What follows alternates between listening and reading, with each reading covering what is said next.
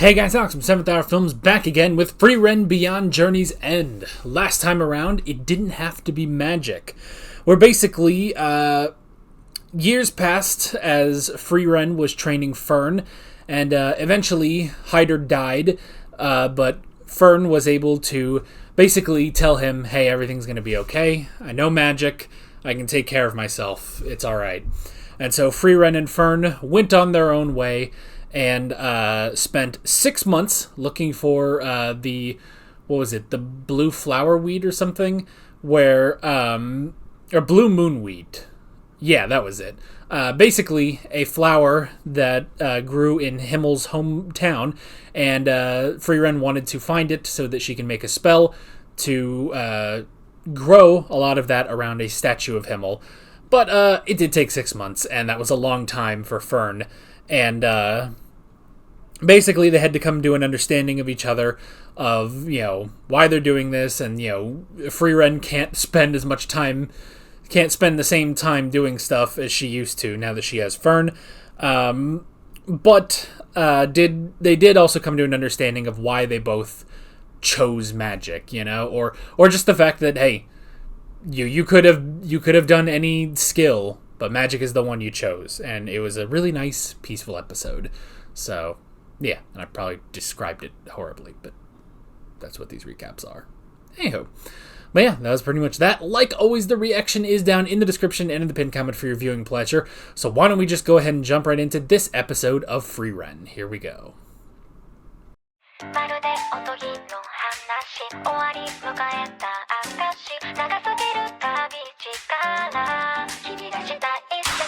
You know what? Now I'm curious.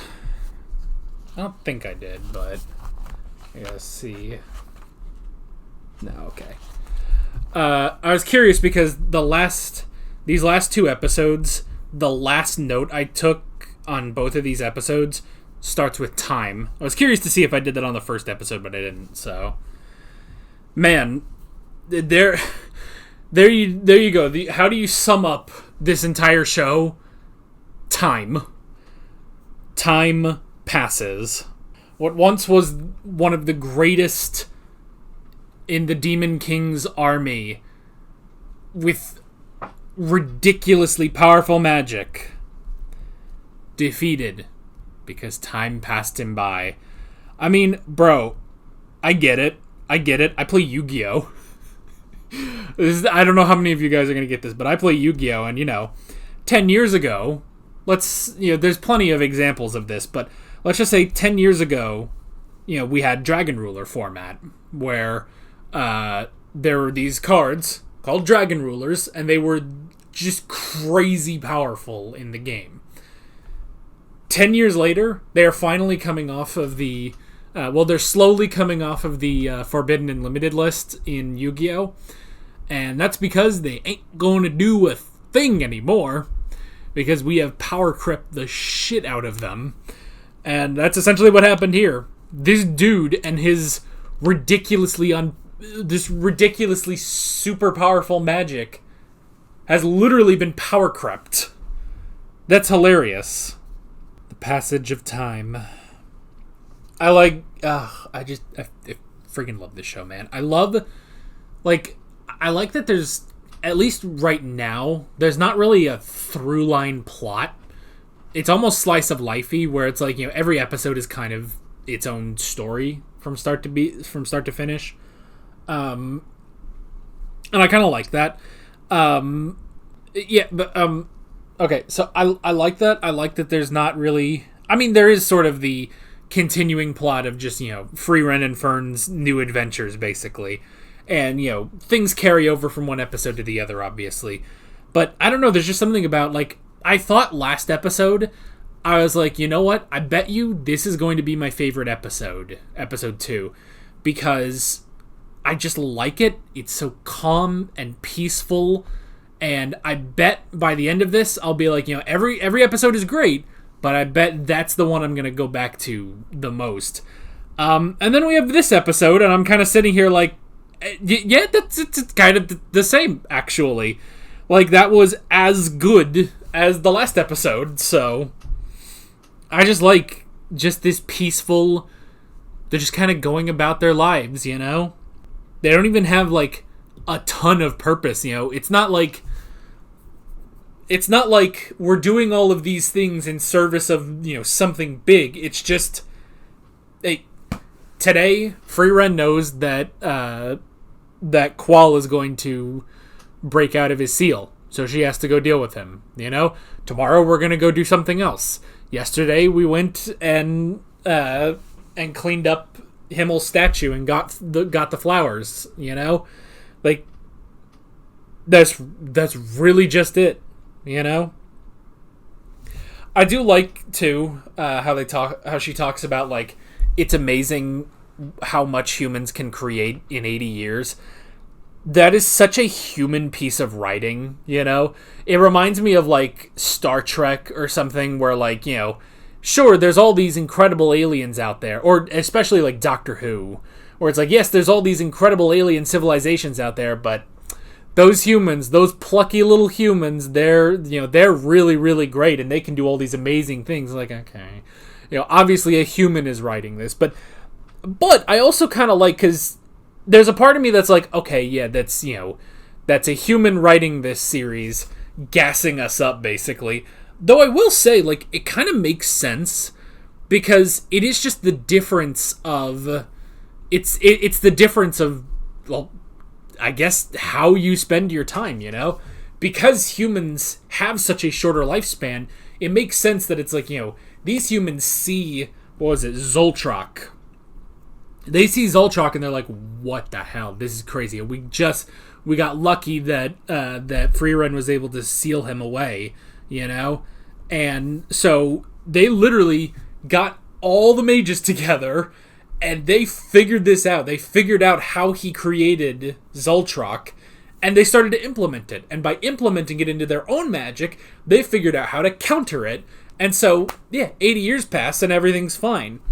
Whereas with Frieren, you know, we have no idea how old Frieren is. You know, like, she has not visibly aged in these, you know, 80 years we've seen of her. So it's like she could be hundreds and hundreds of years old, but even still, it's like, you know, how much does she do in her time, you know? Because, like, with, I guess that's the thing, is, like, the difference between, you know, Qual and Frieren and humans is that humans have less time, so we have to make more of it, you know? And especially, too, like, you know, it's kind of the thing of, like, you know, like, how technology can boom during wartime.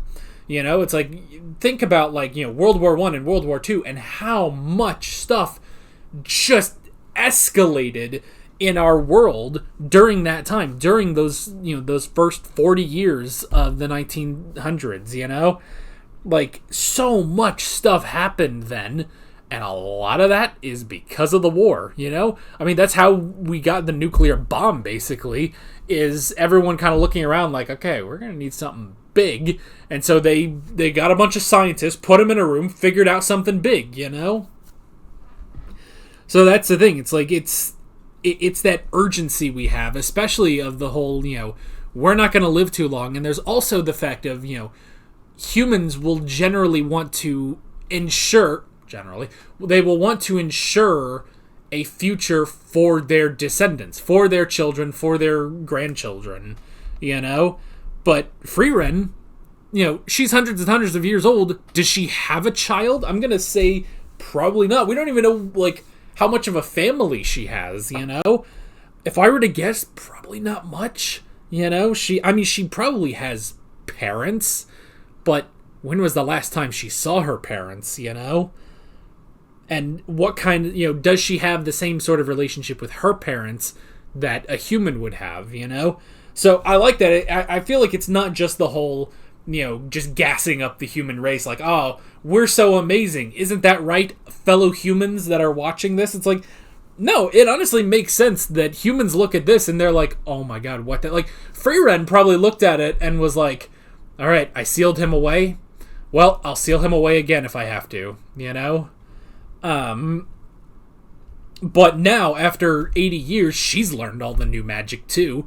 She's kept up to date with magic. And so she looks at it and is like, oh, well, I don't even have to I don't even have to seal him away. Now I'm powerful enough to defeat him because we've literally had 80 years. It's like the whole joke of like, oh, with enough prep time, Batman can beat anyone, you know? It's like, oh, if you give Batman enough prep time, he can beat Goku. It's like, okay, go away. It's like, shut the fuck up. No one cares.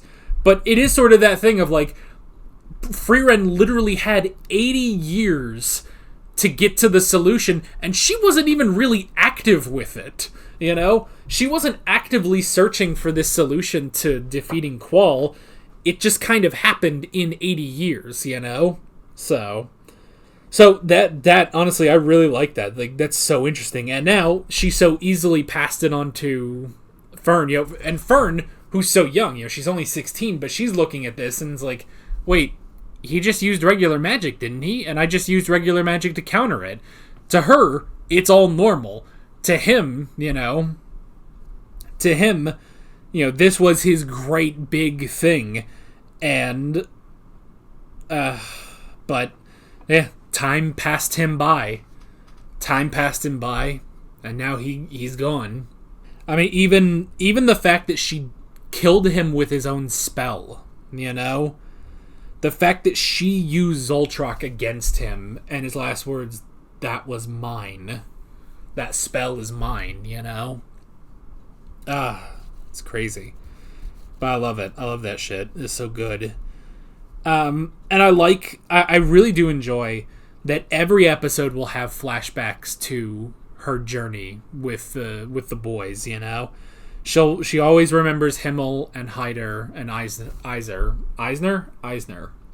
Yeah. Give me another episode. I'll get it down. But I like that. And I like how she already sees that, you know, she's purposefully retracing a lot of her steps with in her journey with them. But there's even stuff she's not even intending, you know? The fact that Fern can so easily, you know, tell what Frieren is thinking, you know? And it was the same thing with Himmel, you know? So I like that. And I like, you know, Fern being like, oh, she's gonna get something frivolous and that's gonna cost so much money. But she wanted to get a treat, she wanted to get some sweets, and wanted to get Fern a present. So I like that. That was nice. And I like, too, Fern just saying, it's like, the fact that you're trying to get to know me more is, in and of itself, a present. Like, that was really nice. And, yeah, so it's been about a year now. It's been about a year since Hyder died, I believe. So, and Fern's growing up. That's an interesting thing. Frieren just kind of looking at her and just kind of looking at herself, like, huh, that's odd. It's like, Frieren, I don't know, man. I don't know, girl. It's just genetics. I guess you just didn't win the lottery on that one. I don't know. You didn't hit the right numbers on that. But hey, I mean, there's nothing to be ashamed of. There's nothing wrong here. It's just it's a little smaller. I don't know. It's fine. You're still beautiful. You're both beautiful. It's great. It's all good. Anyway. But yeah, so another good episode, another friggin' banger, man. This show's so good, and I just love it. And just every time I watch this show, by the way, I want to be in it. You know, I want to be a part of this world. I don't even know what I would do. Like, I mean, look at me. I'd probably be a normal guy, but like, I don't know. I would want to do. Like, I've thought about, like, if I was in a fantasy world, like, what power system would I want? I've kind of settled on, like, I kind of want, like, water breathing from Demon Slayer, the sword technique and stuff. Mainly just because, like, the other thing I'm thinking of is Link from The Legend of Zelda, and it's like, well, he uses a sword. It's like, I could use a sword and a shield, but I guess that would put me in a hero class, like him. Although, I mean, there's Eisner. Is that right? Is it Eisner or Eisner? I think it's close to that. Is him. He's also a warrior, but he's not classed as a hero like Himmel is.